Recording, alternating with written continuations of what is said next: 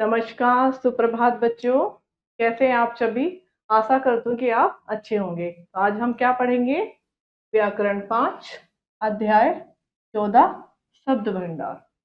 तो आज हमारा अध्याय क्या है? शब्द भंडार। आइए जुड़ते हैं पाठ से। देखिए, संकेत के आधार पर शब्द सीढ़ी पूरी कीजिए।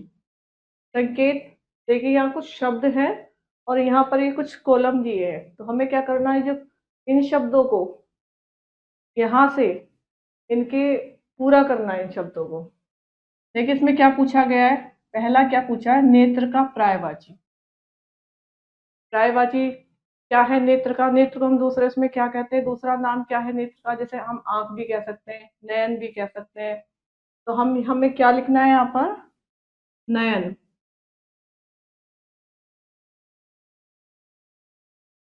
तो हमारा क्या कहते हैं नेत्र का पर्यायवाची? नयन। अब यहाँ देखिए दूसरा, स्वर्ग का विलोम। विलोम यानी उल्टा अर्थ बताने वाले शब्द। तो क्या बनेगा? हम कैसे इसको पूरा करेंगे? क्या हुआ? न रह के नरक। स्वर्ग का विलोम नरक। तीसरा देखिए, जो कला की रचना करे। कला की रचना कौन करता है? जैसे बढ़ई होता है, बढ़ई क्या करता है? लकड़ी का काम करता है। मिट्टी के बर्तन कौन बनाता है? कुम्हार बनाता है। इसी तरीके से हमको इसको पूरा करना है। क्या? जो कला करता है, कला की जो रचना करता है उसे क्या कहेंगे? कलाकार।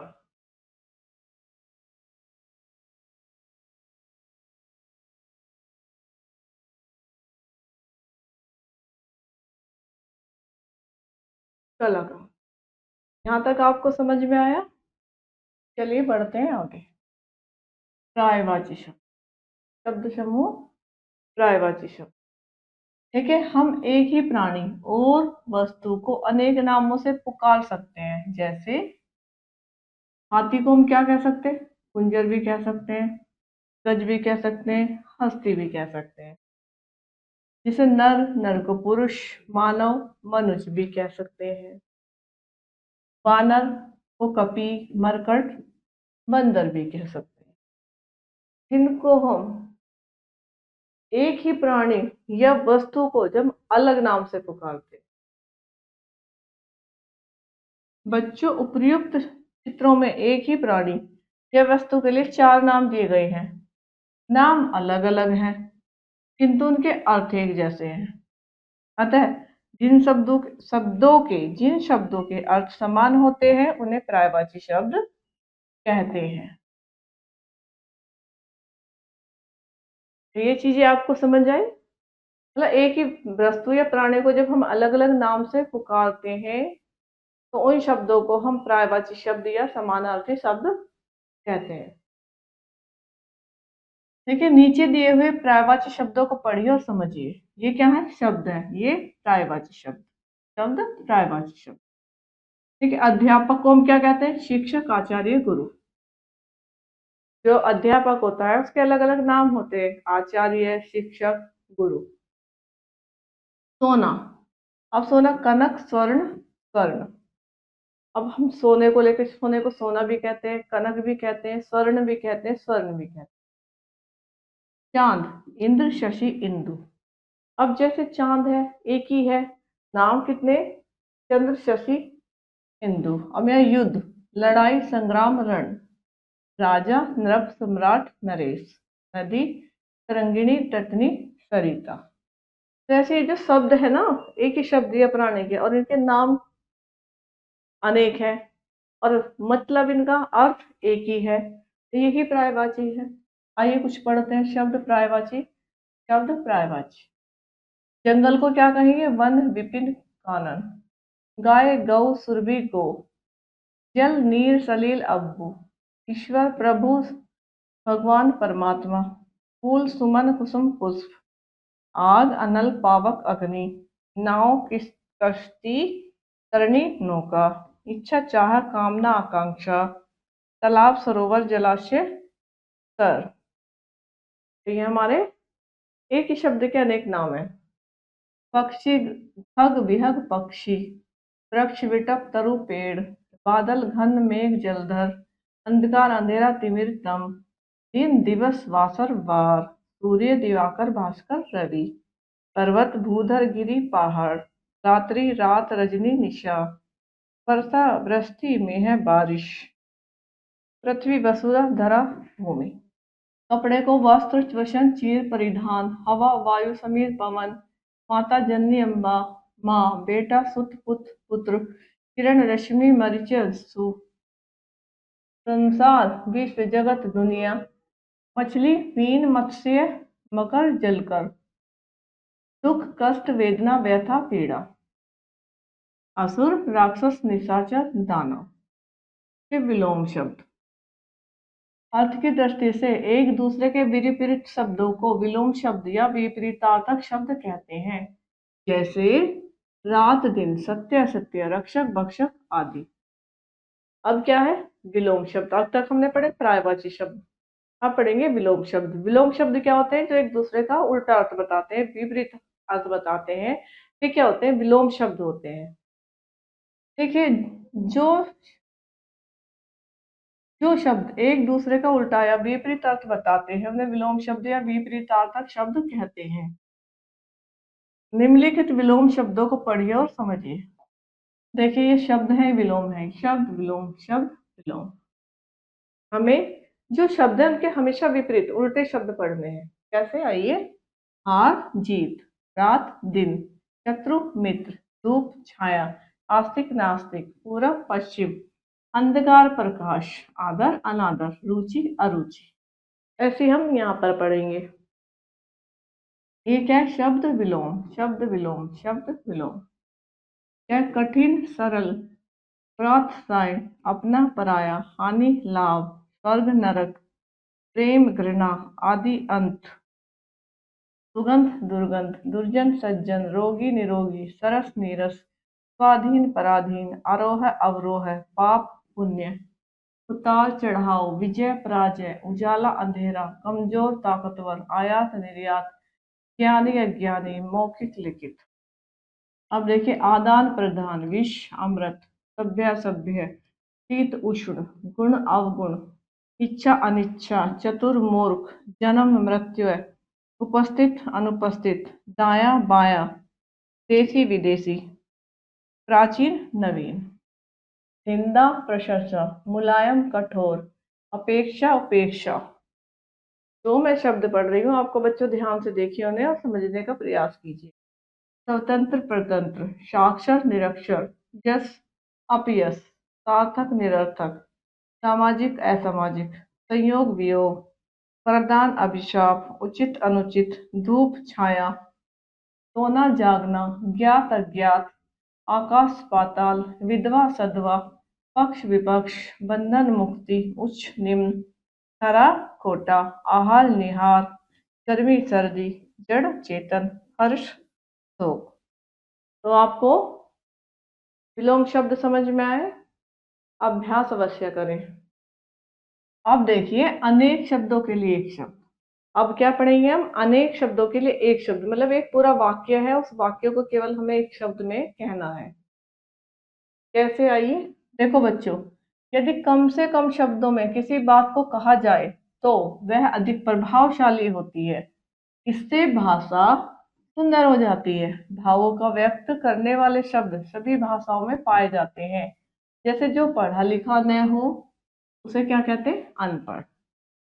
अब देखिए, जो शब्द अनेक शब्दों या वाक्यांशों के स्थान पर प्रयोग किए जाते हैं उन्हें अनेक शब्दों के लिए एक शब्द कहते हैं। जो शब्द अनेक शब्दों के लिए, जो शब्द अनेक शब्दों या वाक्यांशों के स्थान पर प्रयोग किए जाते हैं उन्हें हम क्या कहेंगे? अनेक शब्दों के लिए एक शब्द कहते हैं। अच्छा देखिए, निम्नलिखित अनेक शब्दों के लिए एक शब्द पढ़िए और समझिए। आइए देखिए, ये क्या है? अनेक शब्द है। इनके लिए एक शब्द हमने पढ़ा है, अनेक शब्द एक शब्द। अब बच्चों मेरे साथ साथ आप ध्यान से सुनेंगे। देखिए, जो स्मरण करने योग्य हो स्मरणीय, जो कभी न मरे अमर, जो लोहे का सामान बनाता है लोहार, जो मिट्टी के बर्तन बनाता है कुम्हार, जो अनुकरण के योग्य हो अनुकरणीय, जो नष्ट होने वाला हो नश्वर, जिसमें स्वार्थ की भावना हो स्वार्थी, कम खर्च करने वाला मितव्ययी, जो अपने देश का हो स्वदेशी, स्वदेशी जो अपने देश में रहता हो, जो ईश्वर को मानता हो आस्तिक, गांव में रहने वाला ग्रामीण, जो सोने के गहने बनाता है सुनार, जो खेती करता है किसान, नगर में रहने वाला नागरिक, वर्ष में एक बार होने वाला वार्षिक, जिसमें कोई परिचय न हो अपरिचित, सप्ताह में एक बार होने वाला साप्ताहिक, जिसमें कम बल हो दुर्बल। अब देखिए जो आकाश में उड़ता हो, कौन उड़ता है आकाश में? पक्षी उड़ते हैं ना।